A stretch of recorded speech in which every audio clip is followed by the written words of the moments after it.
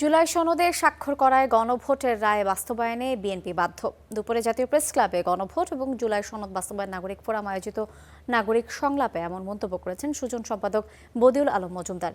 এদিকে জুলাই সনদ উপেক্ষা করে বিএনপি সরকার টিকিয়ে রাখতে পারবে না বলে হুঁশিয়ারি দিয়েছেন জুলাই আন্দোলনের অন্যতম সমন্বয়ক উমামা ফাতেমা।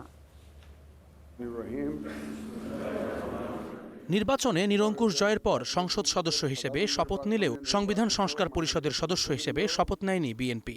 এরপর থেকে এ নিয়ে জোর আলোচনা চলছে নানা মহলে। দুপুরে জাতীয় প্রেস ক্লাবে গণভোট ও জুলাই সনদ বাস্তবায়ন নাগরিক ফোরাম আয়োজিত নাগরিক সংলাপে এ নিয়ে কথা বলেন সুজন সম্পাদক বদিউল আলম মজুমদার। তিনি জানান, জুলাই সনদে স্বাক্ষর করায় জনরায় বাস্তবায়নে বাধ্য বিএনপি। লিখিত অঙ্গীকার করেছে যে জুলাই সনদে যা কিছু আছে তারা পরিপূর্ণভাবে বাস্তবায়ন করবে, সুস্পষ্ট অঙ্গীকার। এবং শুধু তাই নয়, তারা এই জুলাই সনদটাকে তারা সংবিধানের অংশ করবে, সংবিধানে এটা তফসিল হিসেবে অন্তর্ভুক্ত হবে কিংবা অন্য কোনোভাবে অন্তর্ভুক্ত হবে। আর তৃতীয়ত তারা কোনো আদালতে এটা নিয়ে প্রশ্ন তুলবে না, যদিও অন্যান্য নাগরিকরা তুলতে পারে।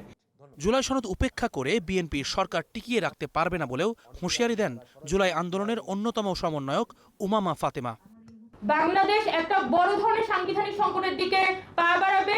একই সাথে জুলাই সনদ যদি বাস্তবায়ন না হয়, বাংলাদেশ একটা বড় ধরনের রাজনৈতিক সংকটে পড়তে যাচ্ছে। এবং আমি মনে করি যে বিএনপিকে মানুষ এই কারণেই ভোট দিয়েছে, কারণ মানুষ মনে করে যে বর্তমান যে সংকটের মধ্যে আমরা আছি, এটা থেকে উত্তরণ করা শুধুমাত্র বিএনপির পক্ষেই সম্ভব। এর আগে সুশাসনের জন্য নাগরিক সুজন আয়োজিত সংবাদ সম্মেলনে বদিউল আলম বলেন, ঋণখেলাপি ও দ্বৈত নাগরিকত্বের অভিযোগ থাকা প্রার্থীদের প্রতিদ্বন্দ্বিতা করার সুযোগ দেয়া এই নির্বাচনের বড় ব্যর্থতা। Jumman Sadiq, javelin, Star News, Dhaka.